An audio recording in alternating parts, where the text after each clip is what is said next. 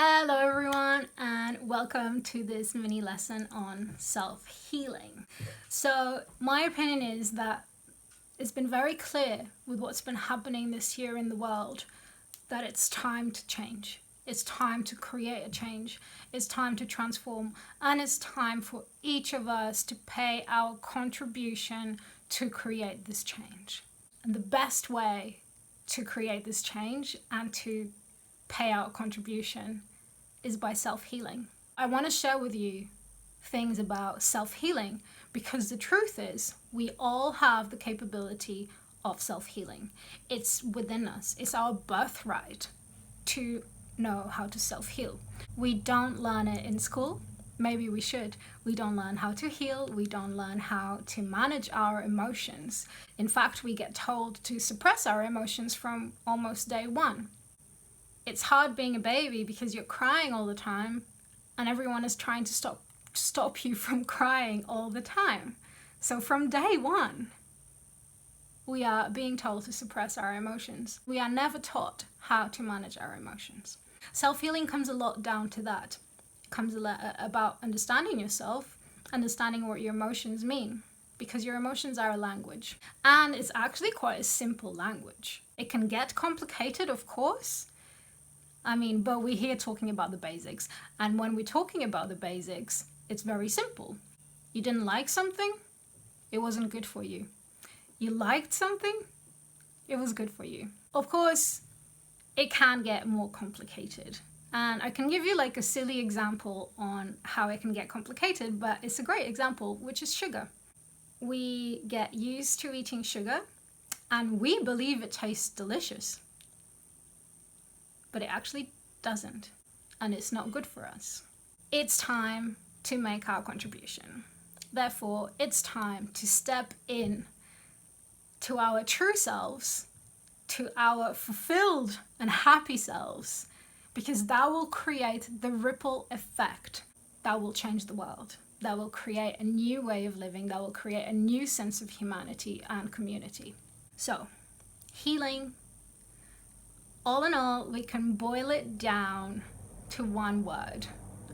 I don't think you're going to guess this word, but it's true. And that is respect. Being fully healed means that you hold respect for everything.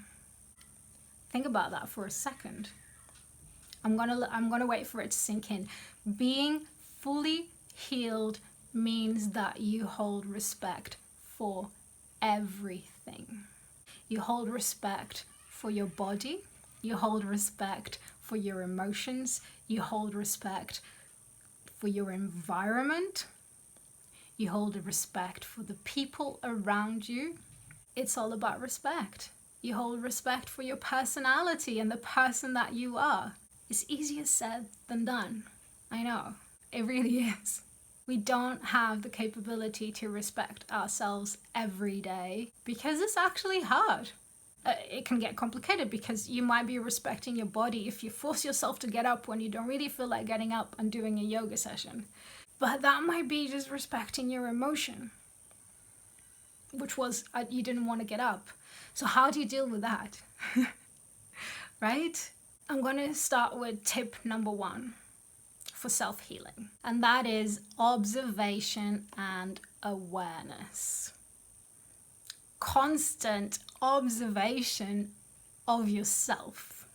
You have to observe what emotions are coming up. You have to observe how your body is reacting to certain things. You have to observe what triggers, what got you triggered. What did someone say that made you feel upset? Why? Constant observation. It's hard work. It's hard work. But if you do this, you're going to self-heal. Constant observation means, and constant awareness means, you don't give yourself the disrespect of reacting.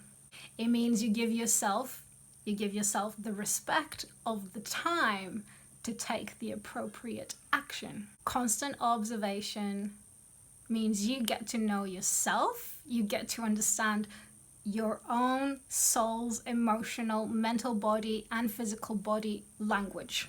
but it takes that commitment to be in constant observation. Tip number 2 for self-healing. We can have support. We have a lot of energetics tools that can support us. Sound, for example. There are particular waves of sound that come in contact with our brain waves and open up our ability to self-heal. You can find these tracks even on YouTube if you Google. You can find tracks that will help you heal because they have the right wave, energetic wave, and that will come in contact with your wave and that will give you support.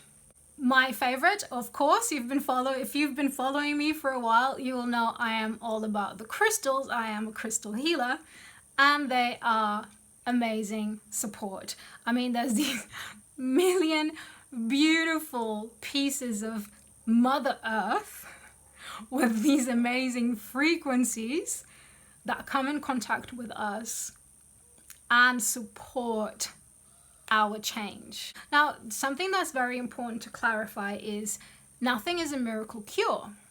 Nothing is a miracle cure. This is very important. All of these things are there as support and guidance. Support and guidance. Even as a healer, I make it very clear to all my patients that they need to do their homework because I'm there generating the healing which is going to be supporting their energy. But if they don't take action themselves, it's still going to work a little bit, but it's not going to create the ongoing transformation that we are looking for. You need to take responsibility for your own personal healing. So the tools are there to support you, but they're not miracle cures. They're support.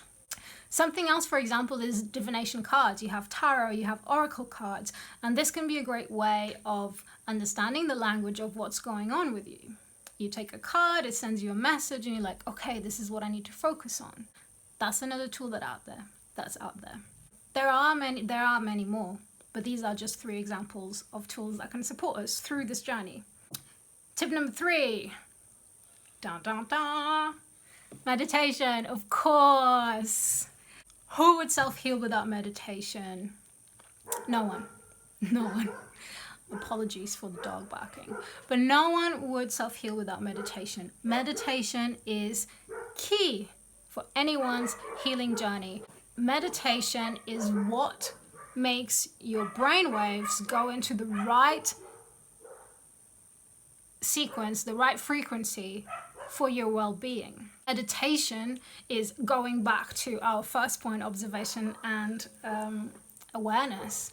The more you practice meditation, the easier the observation and awareness becomes. There's many techniques of meditation. You can do breath work, you can do guided meditations, you can find information on this all over the place. The main thing is the consistency, the discipline about it, the consistency of practicing. It requires practice. It requires training. Some people find it really hard to start meditating because they're in a dark place and they have all these thoughts, these dark thoughts coming through. And in truth, they actually are being released if you are meditating. But it's hard to deal with because you're being bombarded with these things. But the more you practice, the less they will come. The more you are releasing them, the freer you are becoming. And for people who find it really difficult to start, this is a great metaphor. It's like when you were a baby and you started to try to walk, you fell over millions of times. It was hard to start to walk, but you did it.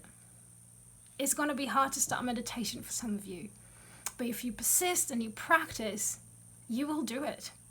It's the best thing you can do for self-healing. This is the time to contribute on a bigger scale. This is the time to help people understand themselves. And I really truly think this is the way to change the world. If you have any questions about anything I have explained in this video, if you have any questions, you can leave them in the comments or drop me an email and I'll get back to you. So I'll leave you for now. Lots of love.